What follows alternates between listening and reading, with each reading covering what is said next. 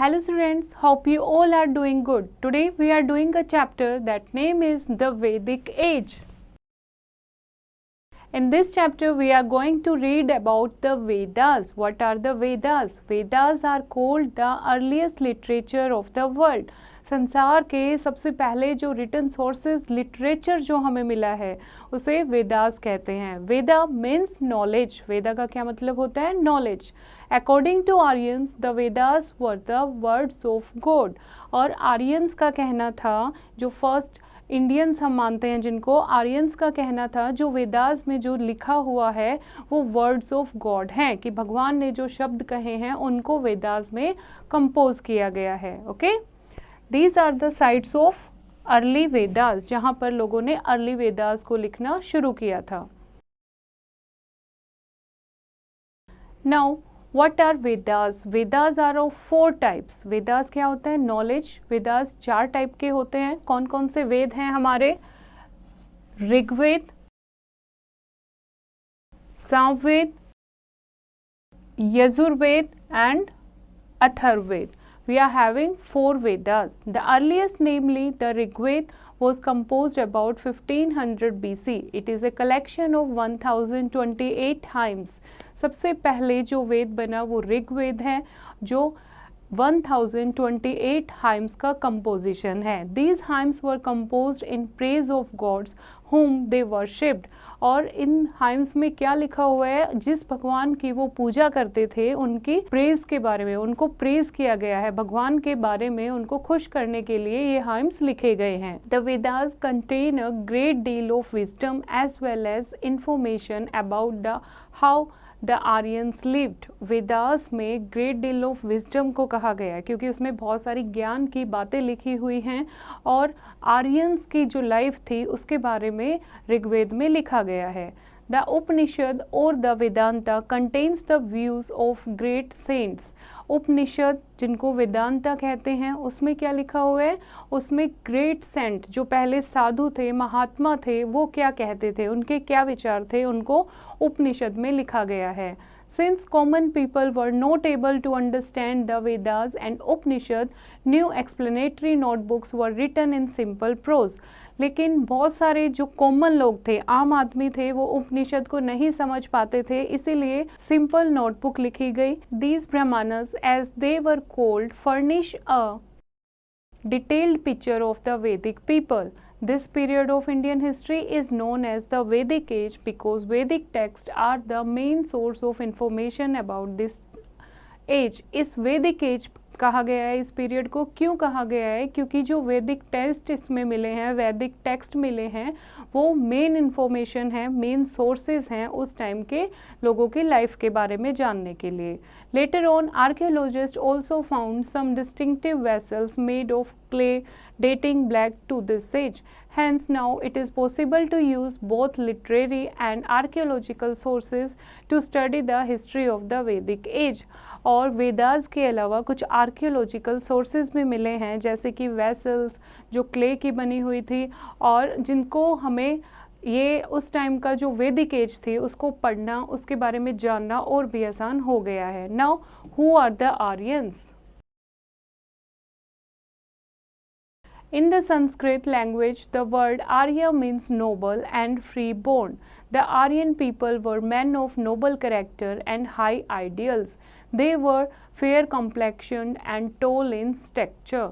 Aryans लोग कौन थे? आर्यंस का मतलब संस्कृत में आर्य का मतलब होता है नोबल, यानी कि फ्री बॉर्न, जिनके महान विचार होते हैं. तो ये मैन थे जो लंबे दिखते थे, बिल्कुल फेयर कॉम्प्लेक्शन उनका था और जिनके विचार जो थे वो हाई आइडियाज उनके थे, हाई लेवल के उनके विचार होते थे. Now coming of the Aryans to India. From their original home in Central Asia, the Aryans spread to different parts of the world.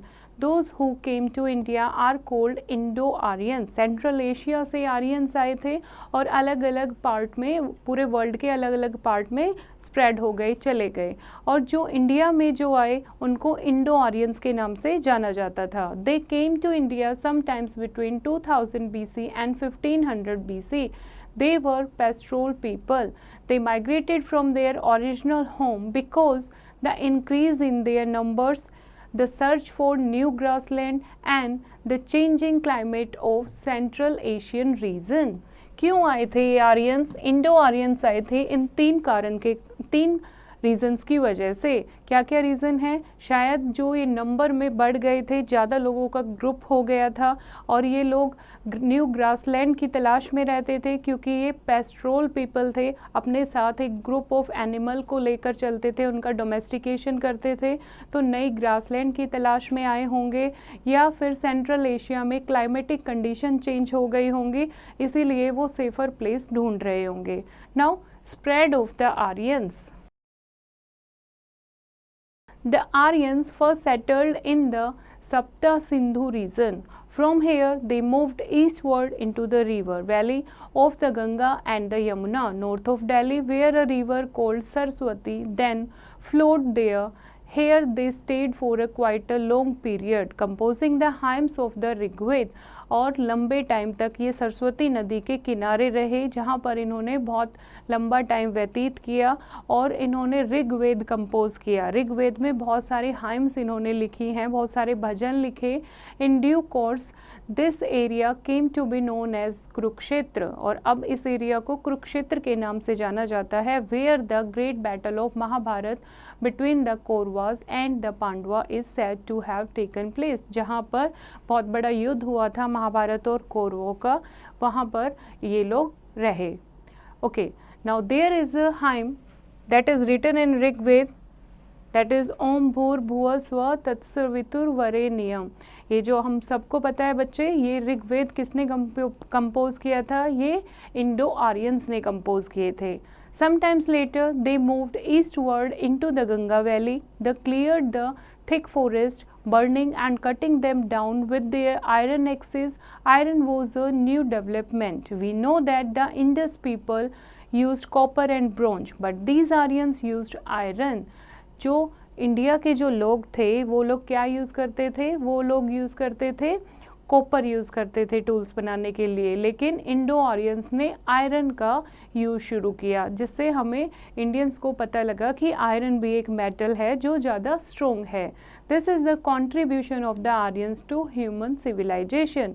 It is around this time that iron also came in to use in western Asia and Europe too, but in India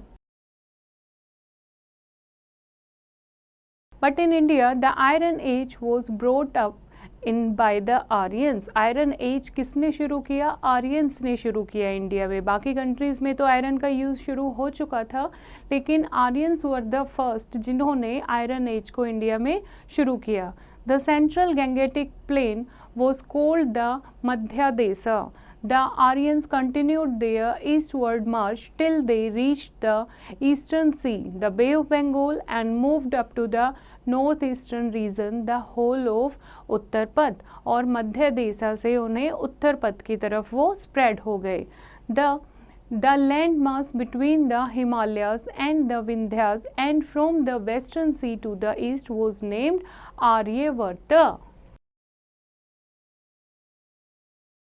जो land Himalaya से विंध्यास तक जो land का नाम दिया गया वो आर्यवर्त का नाम दिया गया आर्यंस के ऊपर। Okay, there are 108 Upanishad and 18 Puranas. Can you name a few of them? हमारे पास इंडिया में 108 उपनिषद हैं और 18 पुराण्स हैं, तो आप इनके बारे में सर्च करोगे कि कौन कौन से उपनिषद हैं हमारे पास और कौन कौन से पुराण्स हैं। Okay, now more to no,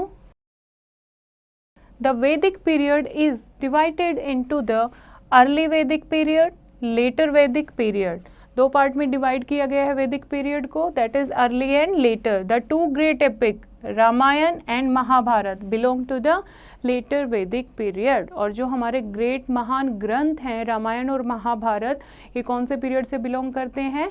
letter Vedic period से। Now political organisation. Political organisation कैसी थी उस टाइम में? द किंग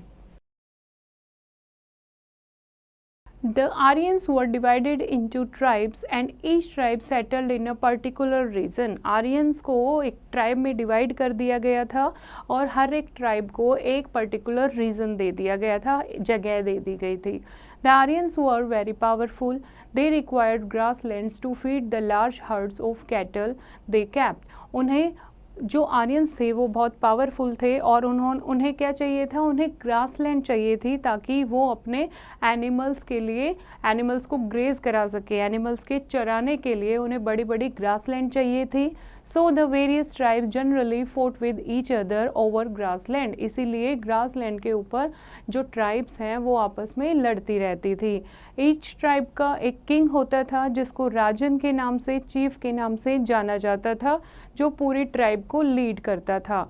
और जो बहुत ज़्यादा स्ट्रॉन्ग और ब्रेव मैन होता था उस ग्रुप का, उसको उस ग्रुप का राजा बनाया जाता था. Later kingship became a hereditary institution. When one king died his son became his successor और द न्यू किंग. और उसके बाद धीरे धीरे किंगशिप जो है वो हेरिडिटरी होती गई. अगर राजा मर जाता था तो उसका जो बेटा था वो दूसरा नया राजा बन जाता था. Next is Kings offence.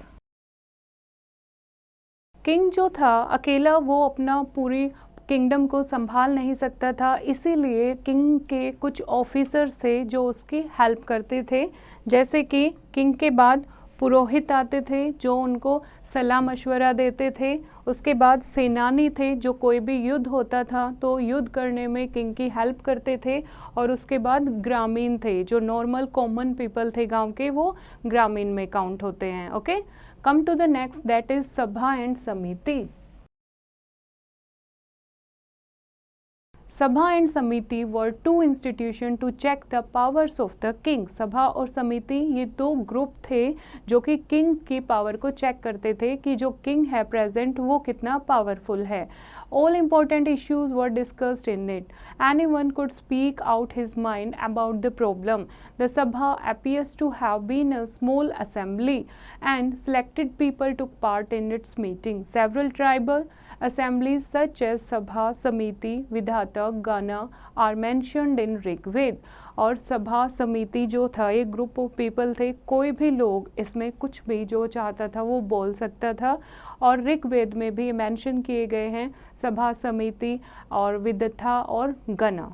Next is the family. The family was the smallest administrative unit. Families were patriarchal. पिता के ऊपर डिपेंड होती थी family. The eldest male member of the family was the head of the family. और जो सबसे बड़ा member होता था फैमिली का वो हेड ऑफ द फैमिली होता था, जिसको गृहपति के नाम से जाना जाता था. सारी पावर घर के उसके हाथ में होती थी. क्या डिसीजंस लेने हैं, फैमिली मेंबर्स को क्या चाहिए, सारे डिसीजन गृहपति लेते था. Women also had an important place in the family and society. The family unit was the joint family. Even after their marriage, sons lived with their father. और जो विमेन थी उनको भी फैमिली और सोसाइटी में एक इम्पोर्टेंट जगह दी गई थी और जॉइंट फैमिली होती थी उस टाइम. बेटे की शादी के बाद भी वह अपने पिता के घर रहता था. Now what are vish and jana? A group of families formed a clan. It was called Vish. जो एक ग्रुप ऑफ फैमिली एक जगह पर रहते हैं, वो किसी एक समूह को दर्शाते हैं, एक क्लैन को दिखाते हैं, तो उसको क्या कहते हैं? विश कहते थे. And the tribe as a whole was known as Jana. The Rig Veda mention various Janas like Bharat, Matsya and Puru. और ग्रुप ऑफ पीपल थे जो ट्राइब पीपल थे, उनके ग्रुप को क्या कहा जाता था? जना कहा जाता था. ऋग्वेद में बहुत सारे ऐसे जनाज के बारे में लिखा हुआ है. Next is the village. एक विलेज कैसे बनता था? जब बहुत सारी फैमिली एक साथ रहती थी तो विलेज बनता था. और विलेज को ग्राम के नाम से जाना जाता था। The tribe was spread over many villages, और पूरे विलेजेस में कौन फैले हुए थे? ट्राइब्स फैली हुई थी। Initially the size of the villages was small but villages became larger when people gave up the nomadic way of life and took to agriculture. पहले जो विलेज थे वो छोटे छोटे विलेज थे, उसके बाद जैसे ही लोगों को एग्रीकल्चर आया और वो प्रोड्यूसर बने, फूड प्रोड्यूसर बने, तो बड़े बड़े विलेजेस बनते चले गए। Now let us understand relation between Sanskrit and other languages. Sanskrit और बाकी लैंग्वेजेस के बीच में क्या रिलेशनशिप है? One of the oldest book in the world has been written in Sanskrit. Sanskrit जो है वो हमारी सबसे पुरानी लैंग्वेज है, और जो हमारी सबसे पुरानी बुक है वो संस्कृत में लिखी हुई है। संस्कृत से ही बाकी अदर इंडियन लैंग्वेजेस जैसे कि हिंदी, गुजराती, सिंधी, कश्मीरी, ये सारी लैंग्वेजेस संस्कृत से ही आई हैं। Okay, now come to the next, cattle, horses and chariots. Barley, wheat and rice were the main food crops. कौन कौन सी food crops main थी उस time? Barley, wheat and rice. Barley was used in religious functions. The animal hunted were elephants, buffaloes, antelopes and bears. The most important animal was cow. Cow जो हमें cow dung देती है और milk देती है, तो काउ उस time important animal थी। Cow dung was use for manuring fields and for plastering houses.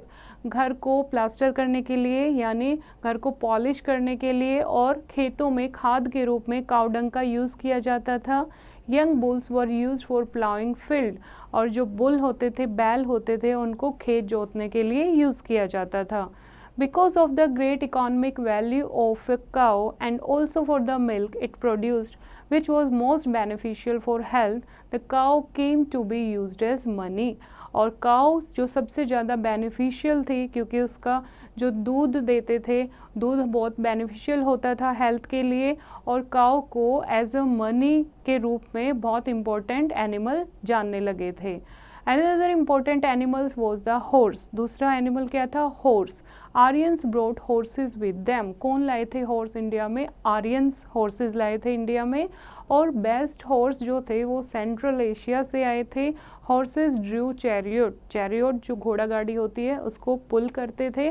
घोड़ा गाड़ी एक हल्की 2 व्हीलर कार्ट होती है जिसको एक या एक से ज़्यादा हॉर्सेस पुल करते हैं, और पहले लोग पैदल चलते थे, उसके बाद ये फास्ट मीन्स ऑफ ट्रांसपोर्ट आया, that is horse chariot. Okay, in later periods the chariot became a status symbol. Kings in later periods drove chariot और रोड ऑन एलिफेंट। उसके बाद धीरे धीरे जो चैरियट थे, घुड़सवारी, जो घोड़ा गाड़ी जो यूज़ करते थे, वो एक स्टेटस सिंबल बन गया था किंग का। पावरफुल हॉर्स को किंग यूज़ करते थे और या फिर एलिफेंट को यूज़ करते थे। Chariot racing was the favourite pass time for people of high rank. जो किंग वगैरह थे, नोबल पीपल थे, उनका जो चैरियट रेसिंग थी वो उनका फेवरेट स्पोर्ट होता था। Now life of the people. The Aryans and the Dasyus. The Dasyus were the natives of India. They were here before the arrival of the Aryans. दास्यूस कौन थे? जो इंडिया के native लोग हैं। आर्यन जब आए उनसे पहले से जो लोग रह रहे थे वो दास्यूस के नाम से जाना जाता है। They spoke a language different from Vedic Sanskrit. They worship different gods. The Aryans called these people Das and were very hostile to them. They made them slaves. The Dasas, whom the Aryans had made slaves, had to do the most difficult and lowly type of work. However, some of the Dasa chiefs were treated with great respect. जो Aryans थे उन्होंने, जो पहले India में लोग रह रहे थे, उनको दास का नाम दिया और वो उनसे एज अ स्लेव की तरह, गुलाम की तरह काम कराते थे, और उनसे जो भी मुश्किल काम होता था या जो भी लो टाइप का वर्क होता था वो उनसे कराते थे। लेकिन कुछ जो दास कैप्टन थे, दास चीफ थे, उनको रिस्पेक्ट के साथ भी ट्रीट करते थे जो ज़्यादा पावरफुल थे। Next is society. Early Vedic society was simplicity at its best. It was a relatively advanced civilization based on a settled way of life and organized social system as well. Over time, three groups emerged in Aryan society. Kings and their warriors were the most powerful group. They were called Kshatriya. Society क्या थी, Aryans जो थे वो अलग अलग group में divide हो गए थे और जो सबसे ज़्यादा पावरफुल थे उनको क्षत्रिय का नाम दिया गया. उसके बाद जो प्रिस्ट थे, पुजारी लोग थे, उनको ब्राह्मण कहा गया. थर्ड टाइप के जो लोग थे, जो क्राफ्टमैन थे और ट्रेडर थे और कल्टीवेटर थे, उनको वैश्य का नाम दिया गया. और जो सबसे लो लेवल के लोग थे उनको दास्यूस का नाम दिया गया. इस तरीके से सोसाइटी को 4 ग्रुप में बांटा गया था and they were looked down upon by the other 3 groups. This new group came to be known as Shudras in the later Vedic period. और उसके बाद जो दास्यूस थे उनको शूद्रास का नाम दिया गया. जो भी अदर काम बचे, जो भी लो लेवल के काम थे, वो शूद्रास पीपल करते थे. तो हर एक ग्रुप का ऑक्यूपेशन अलग अलग था. जो वैरियर्स थे, जो क्षत्रिय थे, वो वार करते थे. ब्राह्मण थे, वो पूजा करते थे एंड टेम्पल्स में रहते थे. जो क्राफ्टमैन थे, जो वैश्यास थे, वो ट्रेडर थे, बिजनेसमैन थे. और जो शूद्र थे वो क्या थे, दास्यूस थे, जो गुलाम बनकर काम करते थे, साफ सफाई का काम करते थे, जो लो लेवल का काम करते थे. Okay, now food and dress. Rice, barley and fish and fruits were the main type of food there. और वो ड्रेसेस क्या पहनते थे, फेवरेट ड्रिंक थे उनकी मधु, सूरा and soma. These are their favorite beverages and the dress worn by the Aryans was not very different from the Hadappans. और जो ड्रेस थी आर्यंस की वो बिल्कुल डिफरेंट नहीं थी. जैसे पहले के जो लोग थे वही जो पहनते थे वही आर्यंस पीपल ड्रेस पहनते थे. यानी जो नेटिव थे इंडिया के उनकी ड्रेस और आर्यंस की सेम टाइप ऑफ ड्रेस थी. Now they wore 2 pieces of cloth, the upper cloth and the lower cloth. They covered their heads with the turban. Another garment that touched their ankle was also in use. The rich wore clothes with golden thread embroidery.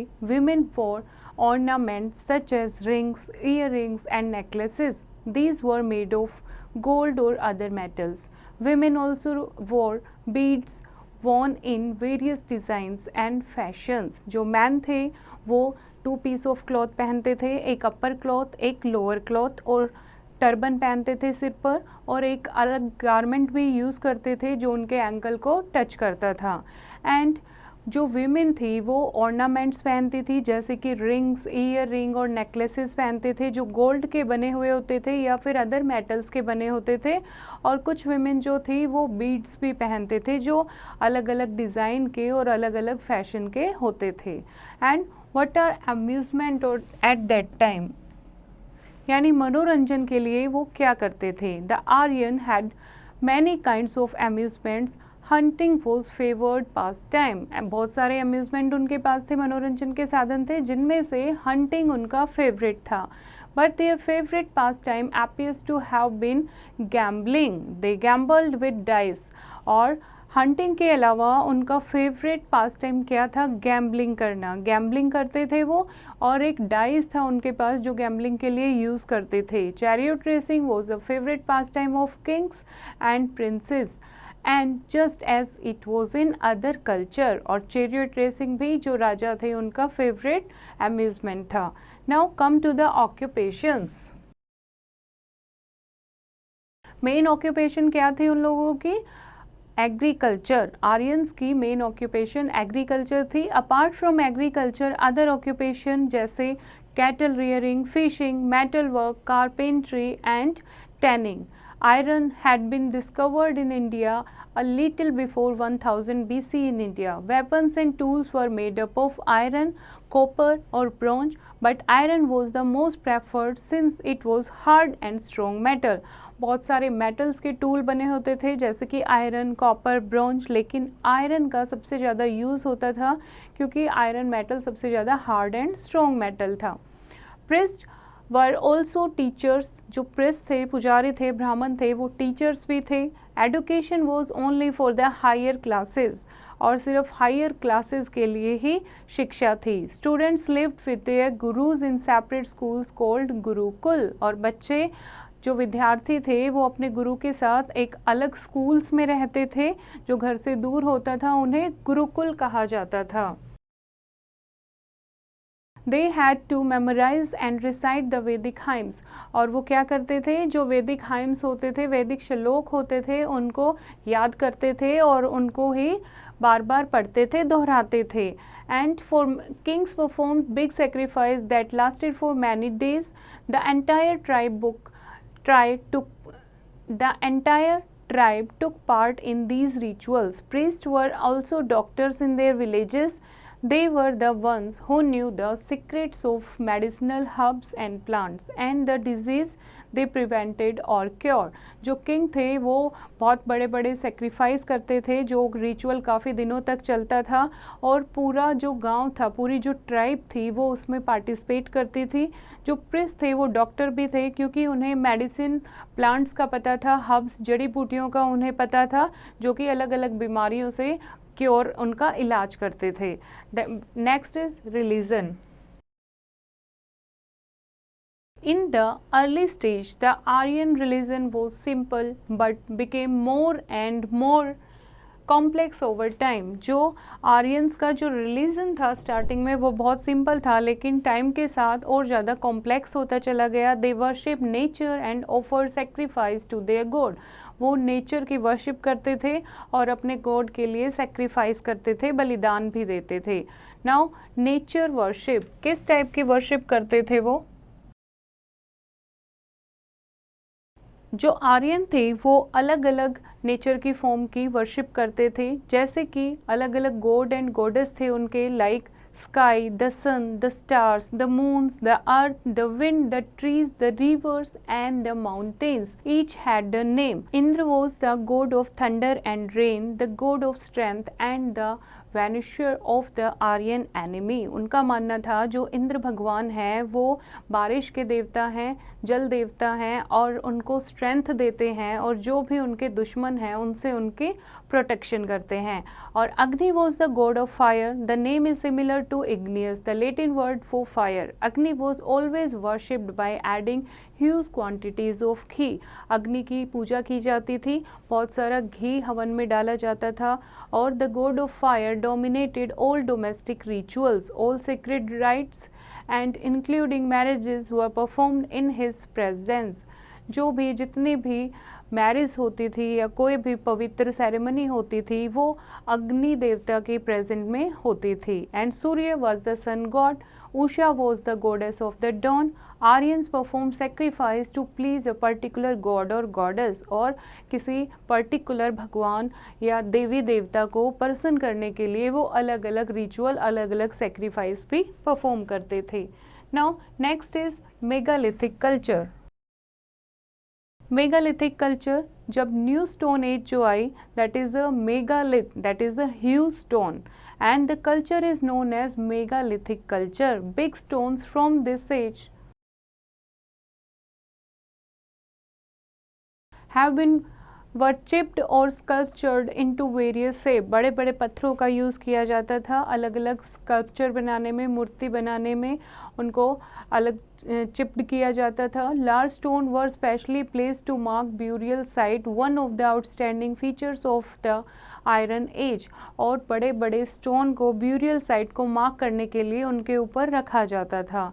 There are a variety of megalith, from simple slab placed upright in the ground to rock cut caves, and megalith give us a lot of information about the kind of lives people led. Burial practices were similar in different parts of India. The dead were buried with distinctive pots which are known as black and red ware.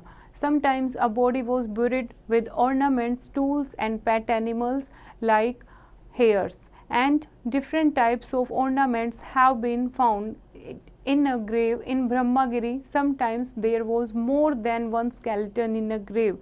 In Amagong, graves have been found inside houses. Megalith जो कि बड़े बड़े पत्थर हैं उनका अलग तरीके से यूज़ किया जाता था। जो भी ब्यूरियल साइट होती थी उनको मार्क करने के लिए उनके ऊपर मेगालिथ रख दिए जाते थे। और जो ब्यूरियल साइट है उनकी एक्सकवेशन से हमें पता लगा कि जो ज़्यादातर लोग उस टाइम जो मर जाते थे, जिनकी डेथ हो जाती थी, उनको जलाते हुए या उनको ब्यूरियल साइट को मार्क करने के लिए उनके साथ बहुत सारे, किसी के साथ ऑर्नामेंट रखे जाते थे, किसी के साथ उनका फेवरेट एनिमल, फेवरेट जो पेट था वो ब्यूरिड कर दिया जाता था, जला दिया जाता था, या फिर किसी के साथ जो फेवरेट उनके पोट थे वो उनके साथ ब्यूरियल कर दिए जाते थे। ठीक है, तो ये बहुत सारी साइट्स हैं, जैसे ब्रह्मगिरी है, वहाँ पर हमें ये ऐसे अवशेष मिले हैं। Remains from megalithic culture have been found in different parts of India, including the Deccan, South India, the Northeast and Kashmir. From excavation of megalithic site, it is clear that these people were familiar with iron and used for making weapons and implement. जो burial site हैं, megalithic site हैं, उनसे हमें पता लगता है कि उस टाइम के जो लोग थे, मेगालिथिक पीरियड के जो लोग थे, वो आयरन मेटल से वेल अवेयर थे और उसका अलग अलग वेपन और अलग अलग चीज़ें बनाने में उसका यूज़ भी करते थे। Next is chalcolithic culture.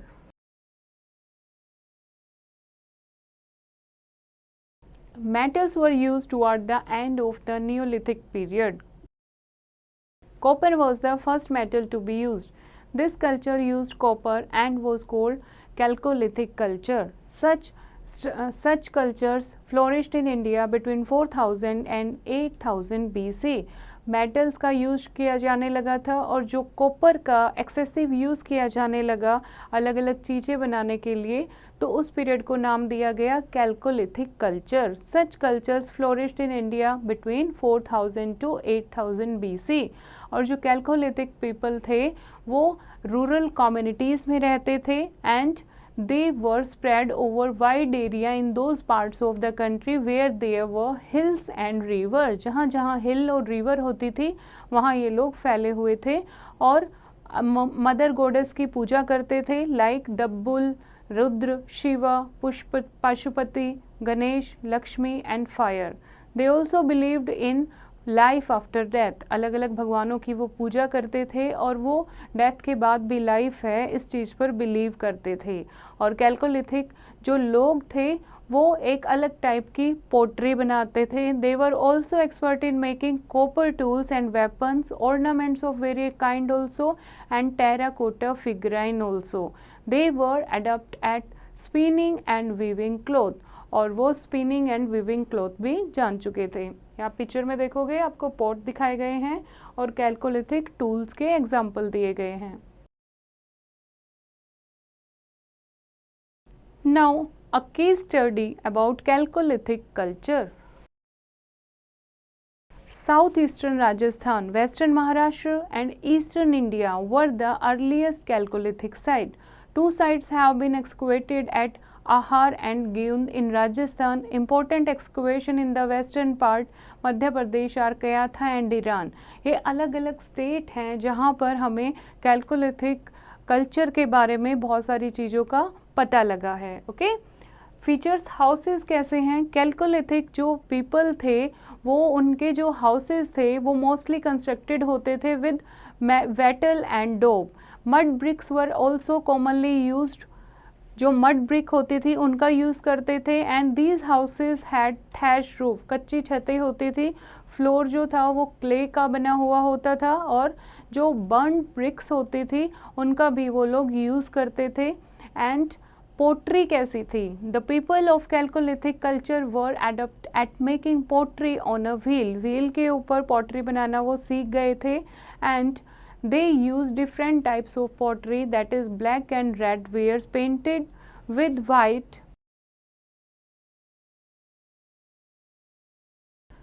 white linear design were very common. Some of the best known pottery forms are dishes on stand and spouted pots, steamed cups। अलग अलग टाइप के वो कप बनाते थे और व्हील का वो पोट्री बनाने के लिए यूज़ करने लगे थे। नाउ जो कैल्कोलिथिक की पोट्री थी वो बहुत ज़्यादा सुंदर थी as compare to the pottery made in Stone Age. Now occupation, क्या काम करते थे? ज़्यादातर तो जो लोग थे कैल्कोलिथिक कल्चर से जो बिलोंग करते थे वो रूरल एरिया से थे, तो मोस्टली वो एग्रीकल्चर करते थे। Wheat, barley, rice, pulses, sesame, peas and millet को ग्रो करते थे। एंड बहुत सारे जो एनिमल्स हैं उनको रियर करते थे, जैसे कि शिप एंड गोट एटसेट्रा। और उस टाइम फ्रूट्स भी थे, जैसे कि बेर, आंवला, जामुन, डेट्स, उनकी भी वैरायटी मिली है। यानी वो जो लोग थे उनकी फसल करना भी, उनके पेट बोना भी जानते थे। Next is burial system. Chalcolithic period में जो ब्यूरियल सिस्टम था वो रिवर गोद के पास सिचुएटेड था। Here archaeologist have found that adults were generally buried in the ground laid out straight with the head toward the north. जो adult थे उनको अंडरग्राउंड दफनाया जाता था, उनका हेड नॉर्थ की तरफ करके। They also practice burial with in the houses, vessels containing food and water were also placed with dead. और कई ब्यूरियल साइट जो हैं वो घरों में भी मिली हैं, और घर के सामान या बर्तन के साथ या कुछ खाने पीने की चीज़ों के साथ ब्यूरियल को दफनाया जाता था, क्योंकि वो लाइफ आफ्टर डेथ में भी बिलीव करते थे। Next is religious beliefs. The people of Chalcolithic culture were essentially religious. The worship of Mother Goddess and bull were widely prevalent. We know this form of the large number of terracotta figures discovered from the various Chalcolithic culture site excavated. ये हमें जो बहुत सारी terracotta figures हमें मिली हैं chalcolithic sites को जब excavate किया, तो उससे पता लगता है वो बुल की वर्शिप करते थे और मदर गॉडेस की वर्शिप करते थे। Next is technology. इस टाइम कैल्कोलिथिक एज में टेक्नोलॉजी की फील्ड में बहुत आगे आ गए थे, बहुत प्रोग्रेस कर लिया था। कॉपर टूल बनने लगे थे, जैसे कि axes, chisels, bangles, beads, swords, harpoons etcetera. They knew the art of melting copper. अब उन्हें कॉपर को मेल्ट करके आगे और चीज़ें कैसे बनानी है वो भी पता लग गया था। Next is diet and dress. Wheat, rice, barley, millet and lentils ये मेन फूड आइटम थे जो कैल्कोलिथिक कल्चर के लोग खाते थे। डेयरी प्रोडक्ट यूज़ करते थे, और क्लॉथ कॉटन के बने हुए पहनते थे या फ्लैक्स एंड सिल्क के बने हुए कपड़े पहनते थे। उस टाइप के उस कैल्कोलिथिक कल्चर के जो लोग थे वो स्पिनिंग एंड वीविंग जानते थे। Spinning and weaving wheels and threads had been discovered. Ornaments were made of copper, gold, ivory and a variety of stones. तो मैन एंड वीमेन दोनों बहुत सारे ऑर्नामेंट्स पहनते थे जो कि कॉपर, गोल्ड, आइवरी और अलग टाइप के स्टोन्स के बने होते थे। Now come to the important points of the chapter.